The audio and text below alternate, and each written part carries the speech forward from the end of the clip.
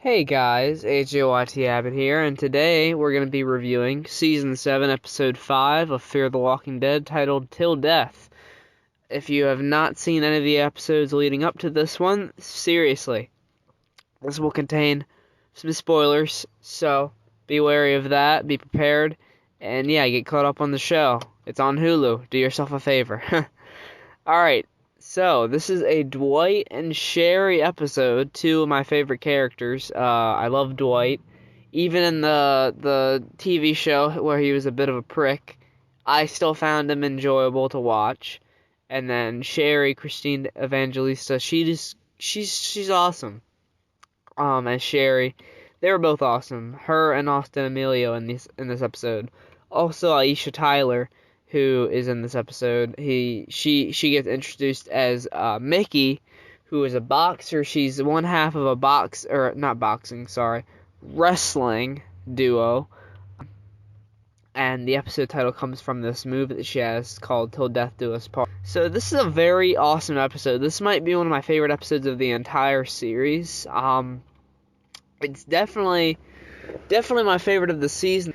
Definitely my favorite of the season so far. Even after watching episode 6, it's still my favorite. Episode 6 review is going to come out soon. But yeah, this is a fantastic episode. We get some awesome action. We get some some cool, some dark ass story beats. I'll tell you that much. We open the episode with Dwight and Sherry. They are these outlaws called the Dark Horses. They ambush these two people who are stealing fruit. One of them, actually, fun fact, is played by Mo Collins' husband. I thought that was a pretty cool detail there. So we get them tracking down these two people that are stealing fruit. Dwight ends up killing one of them, and the other one gets away, and then that comes to bite them in the ass later on. Sorry, again, guys, for my voice in this review. It'll show up in the review for 704, too, and probably 706, but I'm recovering from being just a little bit sick. I had a cold. It's nothing serious. I don't have the vid. Don't worry. But, anyway. Dwight and Sherry, they are very much supportive in each other. That, they're like, we're not gonna turn into Negan. We're okay. The kill was clean. It's fine. We're not gonna be evil. We're not gonna turn into Negan. And I like that message because that's why I like having these two on the show in general, because their past with Negan affects so many of their decision making things that they do in this episode specifically, where they actually end up being apprehended by Strand, who takes them to the tower, and Strand's laugh when he sees who the Dark Horses are, favorite part of the episode. I'm going to put it in the review as well, so enjoy that. So he recruits them to go out and find Mickey, which once again is Aisha Tyler's character, and they refuse because they're like, this is... the fact that you're saying this is a sanctuary makes me think it's anything but a sanctuary, because it's ironic that she says that, because Negan's, base, if you remember, was called Sanctuary. So it's funny how, she says this if you're saying this is a sanctuary, because she's thinking, this could be exactly like Negan's place. Fuck that. I like that. And, even Dwight, backing up Morgan and the gang, because, Strand tells them, like, June's here, John Dory's father's here, Wendell, and they're like, we've crossed paths with Morgan, Grace, and Sarah, but they're not here. And Dwight's like, well, if you don't open the doors for Grace, Sarah, and Morgan, then you can take your proposal and shove it up your ass. That's one of my favorite lines of this episode. And Strand's like, I thought that'd be your first inclination to say that. And we get a call back to the Wall of the Lost, right? And it mirrors kind of the pictures that Negan had on the walls of the satellite outpost in Season 6 of The Walking Dead with the Lucille victims. That very much mirrors that, and I feel like at least Dwight or Sherry, one of the two, they definitely, were thinking of that in that moment. I just love all the parallels and the callbacks to their past in this episode. It's great. So... Anyway, we get to see them return to the bunker that they hid in at the end of season 6. Remember, they had the couple there. We get some stuff with them earlier because they returned from getting the fruit back from the two people at the beginning, and they kind of tell them like we're gonna find Padre, which is the same place that Alicia was looking for as she left that note for Will at the hotel, the Franklin.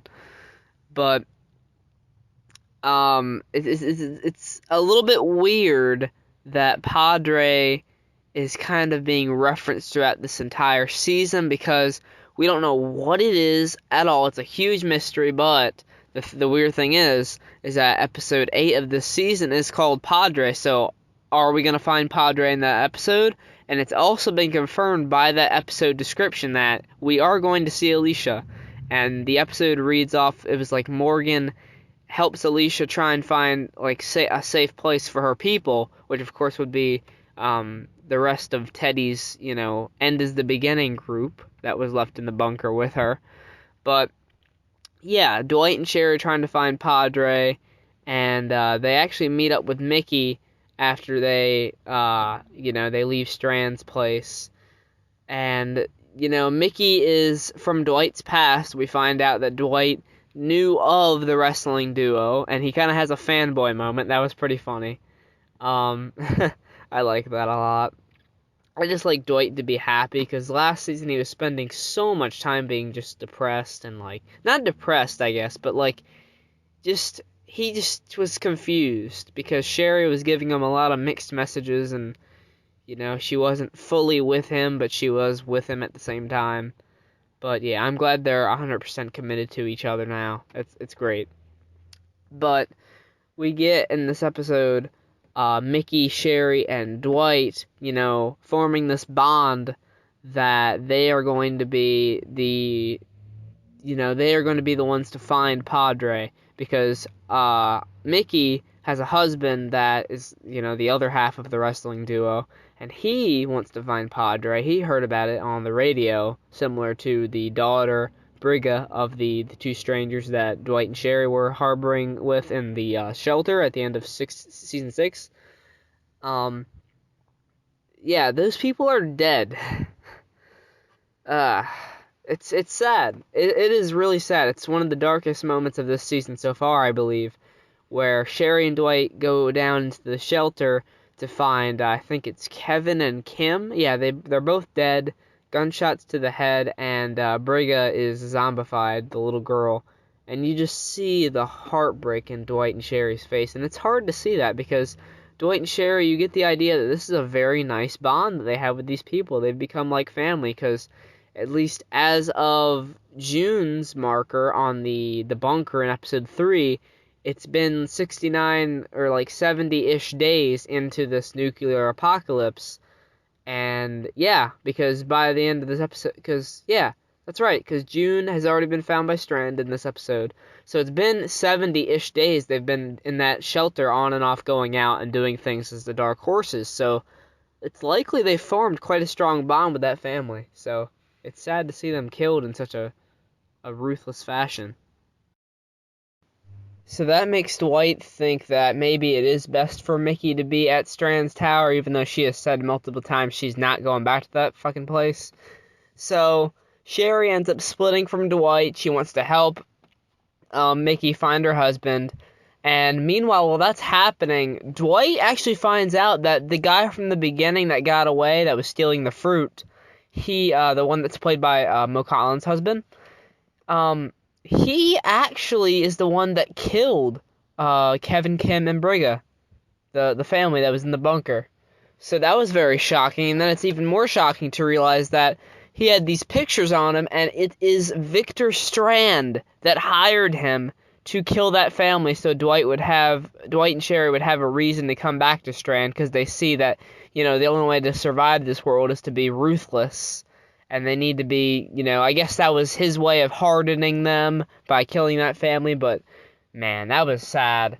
So Sherry and Mickey do end up getting into the wrestling ring, the gym, And unfortunately, Mickey's husband is a walker inside of there, but Sherry doesn't let that stop her from helping Mickey get over it. Well, not get over it, I mean, but like start the recovery.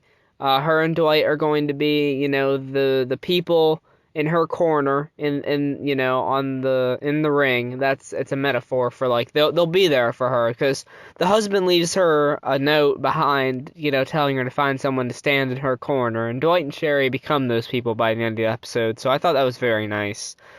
But before that all happens, we get that resolution. Sherry is actually about to call Strand to come get them from this place, but then Dwight bursts in. He tells them about, how Strand hired the guy to kill the family, and then we get one of the best Walker killing sequences in Fear the Walking Dead. I swear, it's awesome. We get some great music scored to some awesome kick-ass Walker kills. We get the pile driver. We get just elbows to the face. We get a nice diving off the corner of the ring and stabbing Walker in the head. You get Dwight bashing Walkers with chairs and shit.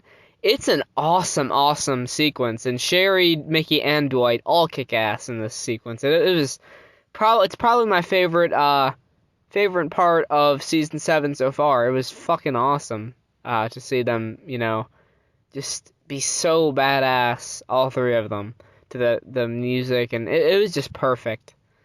So after they have that little resolution, Dwight actually mentions to Sherry that he wants to have kids, and he wants to start a family, which I like, but it also has me worried that one of them is gonna die by the end of this season because if you remember in 612 in Dreams, a part of Grace's dream was that Dwight and Sherry had 2 kids. One was John, named after, of course, John Dory, and then the other one was named after Tina, which is the girl that Sherry. It wasn't her sister. I think it was her sister that she lost in 606, I believe, of season 6 of The Walking Dead. Sorry, mixing up the shows here, but yeah, that was a nice touch in that episode. But I'm scared that that's not gonna happen now because